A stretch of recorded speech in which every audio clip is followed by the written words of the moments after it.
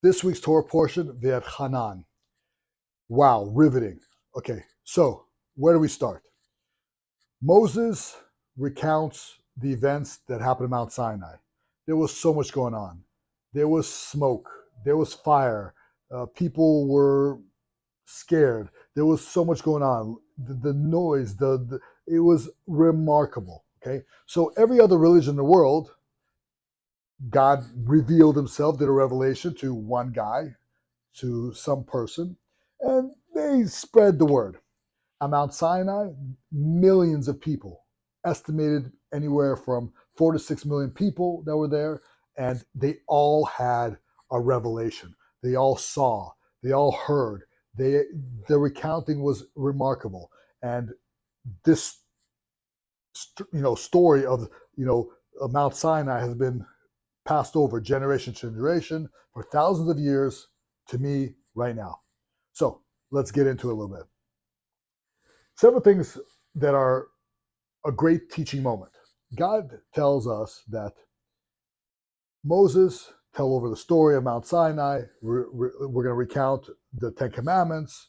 We're going to recall these things.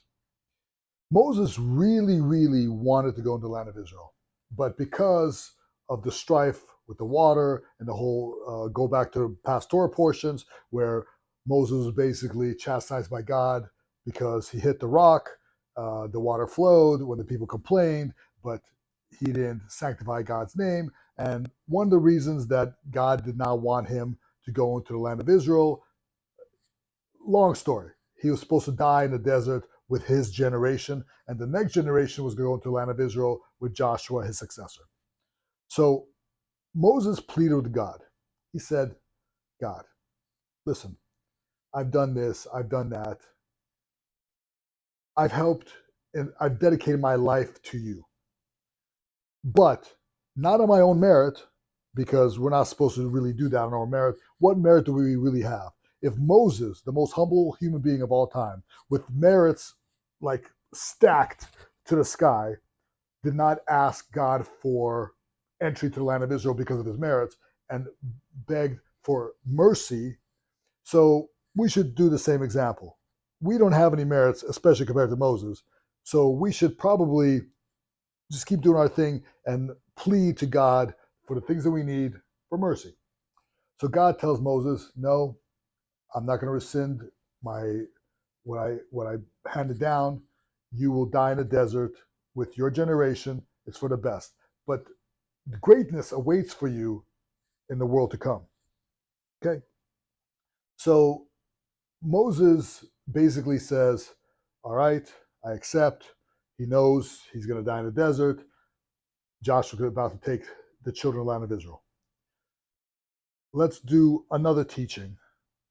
One of the other great concepts of this Torah portion was the concept of Mount Sinai of what people saw and what people heard. What's the difference between seeing and hearing, especially when it comes to a massive revelation that happened? When you see something, it's pretty much unshakable, indisputable, but you don't have to work for it. Whatever happened, it happened passively. So there was a massive revelation, the people saw it, but it was kind of short-lived because they didn't have to work for anything. And that's why the golden calf situation sort of happened, because once they stopped seeing, over time that it kind of faded because they weren't seeing that anymore. They didn't have to work for it. So when you don't have to work for it, you kind of dismiss it in many ways. Then the things that they heard the commandments. All right. What is hearing? Well, hearing is not as conclusive as seeing. However, you have to work for it. So if you hear and you talk about religion and you talk about the things that happened, you have to work for it. That's where faith comes in, because it's not as conclusive of sight, but you have to work to have that thought process, to be involved, to understand, to process it. And that takes a lot more work.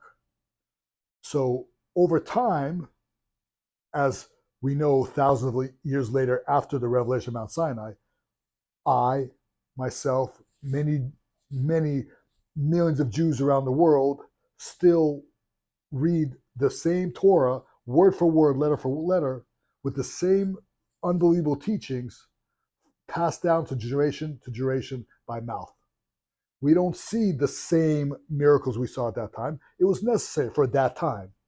Now we have to work and cultivate our thought process and get it into our soul and into our guts and work and work and work in order to have what God established as, free choice, having faith, having trust that God does everything for your good.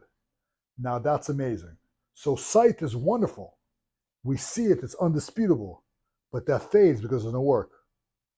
But hearing and making your own decisions and your own thought process, that takes work. So that is actually the reason God created Mount Sinai, had the revelation, is for us to work, not just see. Thank you.